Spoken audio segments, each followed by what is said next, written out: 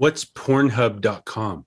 The SP-404 is what basically gives lo-fi hip-hop this classic sound. And in this video, I'm going to show you how I used an Ableton plugin that simulates that to finish my most recent Joker remix. And if you missed that, I have a link to the music-only version that's in the description below. To make this walkthrough a little bit more fun, I decided to invite my good friend Beau, who's a producer and also a YouTuber, to jump on a Zoom call when I walk through how I made this remix. And in our conversation, we talked about the general premise. We ended up talking about freesound.org, a great piano plugin that I used. I opened the hood on how I got these great drum samples. And then, of course, the SP-404 plugin that I used at the end. Then he listens to the whole thing and reacts to it. So let's jump in. Beau, awesome to have you here. I'm excited to show you what I did in this remix and get your thoughts on some things. How are you doing today? I'm good, man. How are you? Well, so I had this idea to take the Joker movie and in particular a couple lines from it and turn it into this happy lo-fi beat. Let me show you the scenes that I picked out. So here's the first one.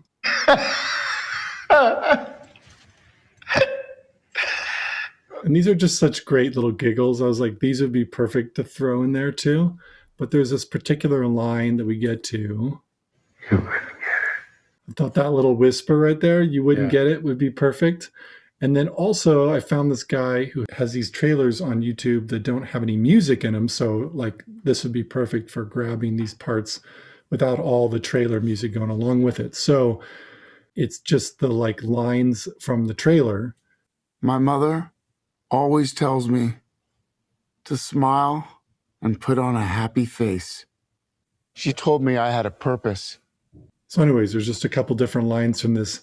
I was like, I want to take the Joker and I want to turn it into like this happy lo-fi beat. But what ended up happening, of course, when you start to do anything creative is that where you intended to go to isn't always where you end up.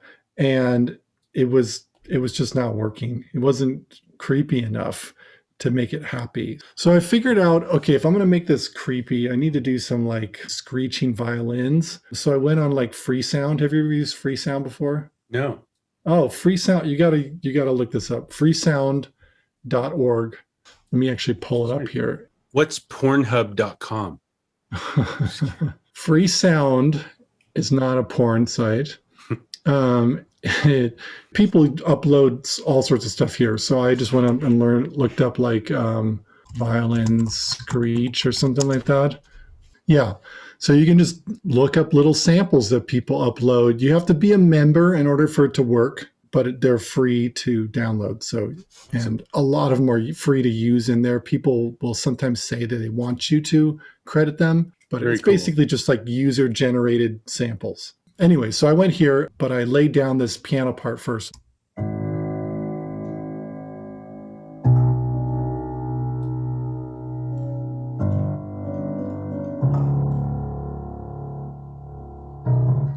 Now, I love that brief little almost arpeggio in the background that was just there for a second on the third bar.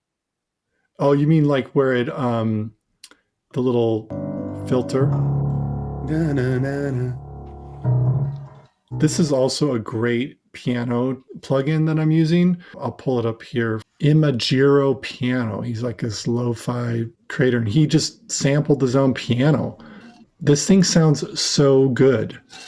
And because you just have like hammer volume in there, and it just sounds really intimate. It doesn't sound very good if you're trying to get a lot of volume out of it. It just sounds like you got a mic in a piano. Listen to how like you can just hear like the hammer moving after it's lifted up and stuff.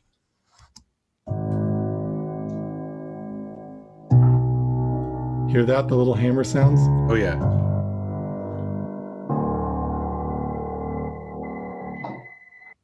Okay, so then, like I mentioned, I want to get all these like violin sounds, and not like good sounding violin. That was where I was trying to get some of that creepiness to. So I brought some of those in from Freesound, and here's how those ended up.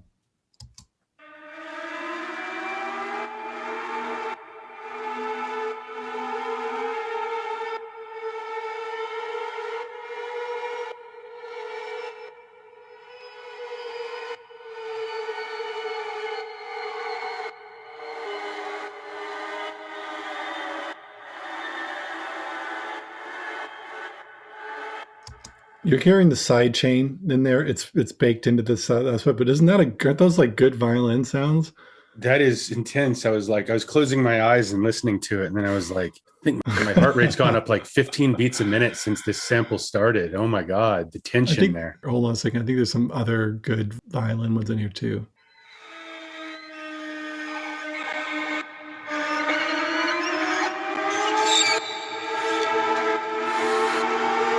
I have so much anxiety right now. Then I just got this like, lo-fi beat that I was laying down.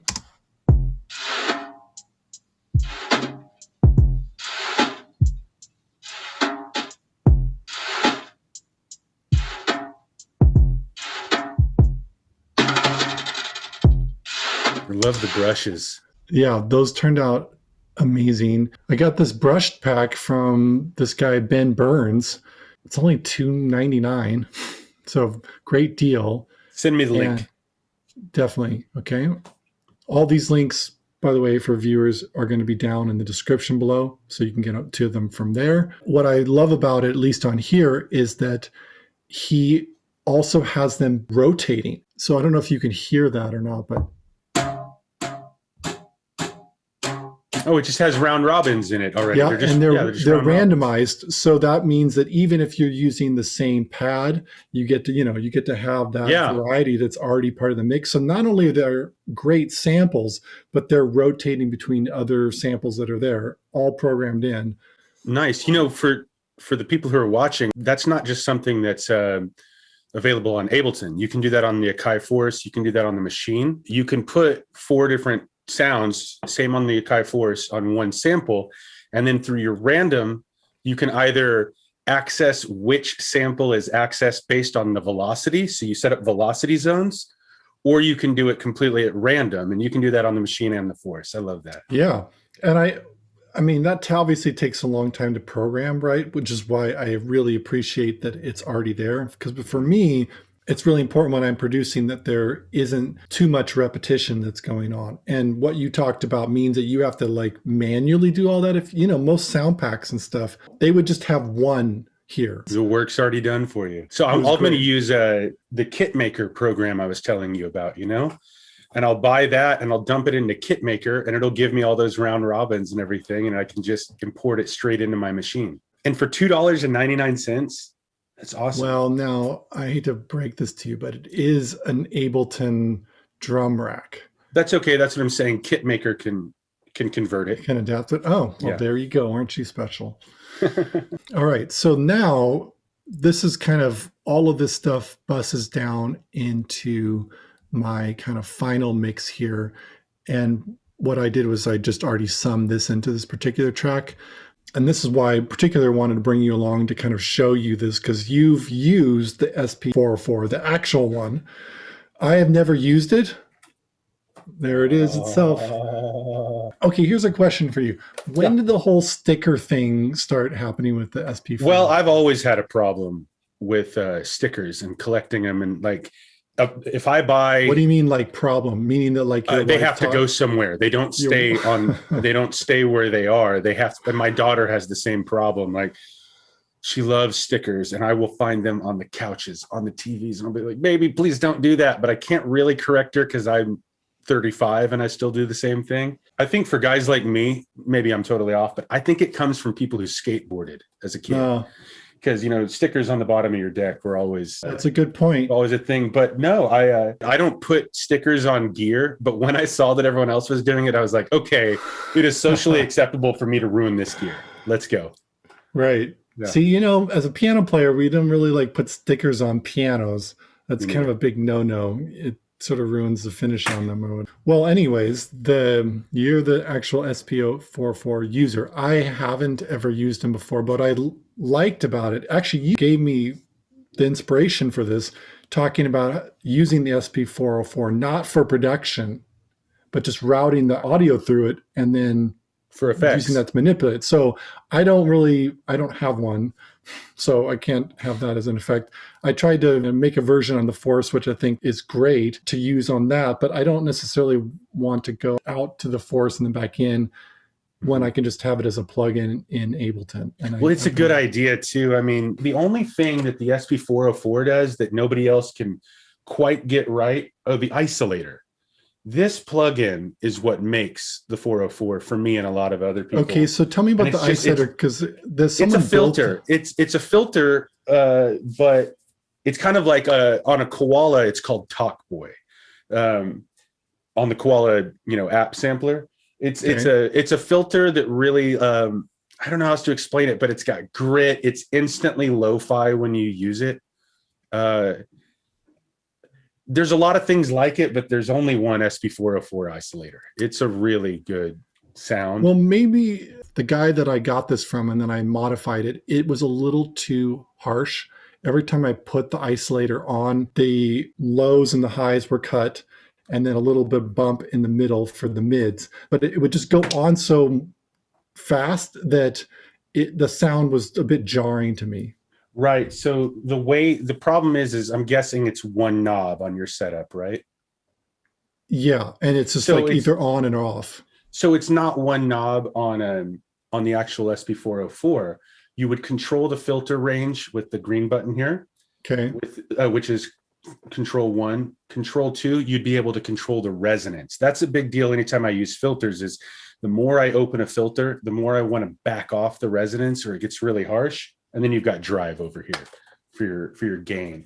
So you would actually, like, while you're using the isolator, when you change one effect, typically you want to be countering that effect with like lowering another sort of thing. Okay, well then that makes. He probably got the sweet point pretty accurate. Well, I would have to look now to change it. Now, I'm going to play this track for a second here and show then how the isolate sounds and what I did to do that, because I actually kind of did what you're talking about, but I programmed it in there. Is it just me? That's the isolator that's going on. Or is it getting crazier out there? And what I did was I mapped it so that when we go to, where's the isolators? Just sounded pretty SP-404 to me, I'm not going to lie. Okay. Well, what I did was I made, if you can see here for this right down the bottom, what I did was I just made it so that when I turn the knob, it gradually turns down the high frequency and turns up the low cutoff. So you thought through it. That's good. And then it turns the mid up a little bit more too. You can see that's moving a tiny bit more, but it's in degrees. So the more that I crank it, the more that it turns it up, to the point that maybe the crossover is going to overlap with each other, right? It's going to break down because it's overlapping too much. Yeah, that's pretty much how SP-404 does it. It's smooth, man. So I can just do it with one knob like that. So that was really cool to spin off of. So then off of this, I can come in while this is playing.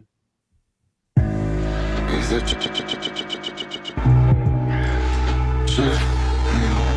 Little that and the delay here. Kind of a wash delay.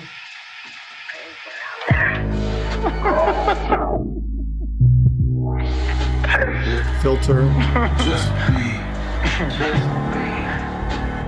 Little wobble.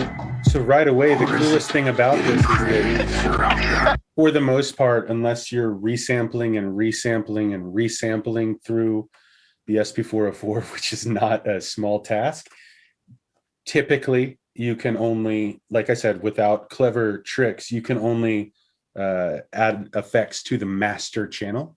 So this allows you to break down those SP-404 type effects on a track by track basis. That's awesome. I could go back through, but I put this on the master. Oh, because cool. I wanted but to. Even still, yeah, you could put these on individual tracks. Absolutely. Yeah, I could do it to an individual track. Or what I did in this situation is I just wanted a way to like sort of glue it all together and have that sort of like finished element to it. So I just performed it live. And of course, didn't do 100% the job I wanted to, dove in there and then actually like adjusted where it needed to be. So I did record this all the way through with my hands on the knobs, just so I could have that kind of like live feel, summing it down to the final track, record that, and then mix it out of it. I love that. I love how playable your music is. Like for the longest time, I was a producer where it's like, I'm going to play this guitar, I'm going to play this drum part, but I wasn't looking at the overall mix as an instrument too. You know what I mean? This is Yeah. letting you like, okay, I've got the song. So nowadays, like when I release a song, there was actually like a really simple version of the song, but once it's all glitched out and edited, I was always playing the master. You know what I mean?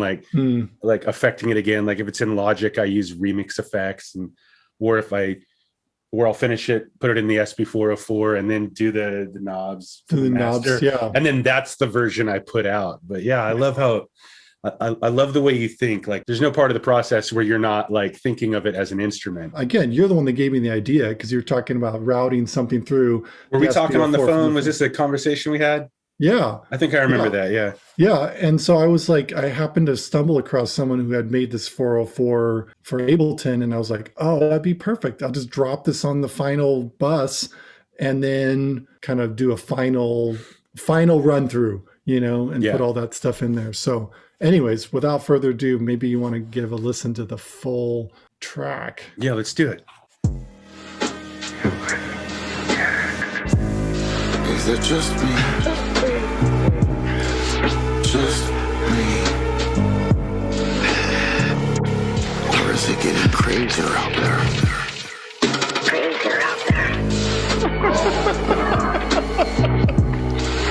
Is it just me? Or is it getting crazier out there?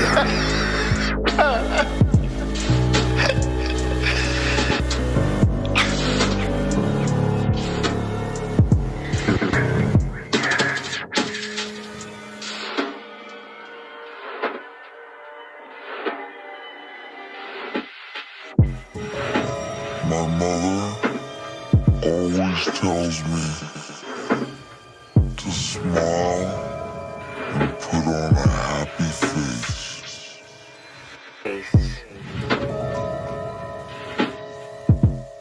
She told me I had a purpose. To bring laughter and joy to the world. To bring laughter and joy to the world.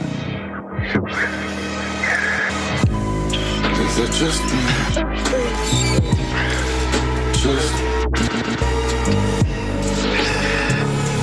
or is it getting crazier out there?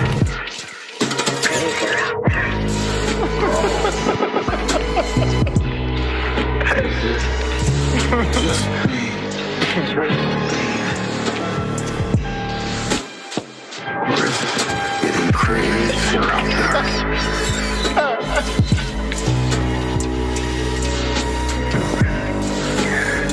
Or is it getting crazier out there?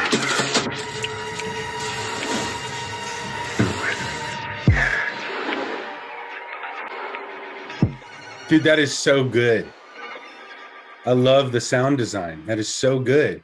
Well, when I was listening to like the first, we'll call it like a verse, like the opening little hook and the verse, it's funny how you use those, and they actually feel like a hook to me. Like I can just breathe, these little parts. But when I was looking at it and then looking at the timeline, and I'm like, this is going to be longer than I think. Let's see if he can keep my interest with these few elements. But the sound design was so good.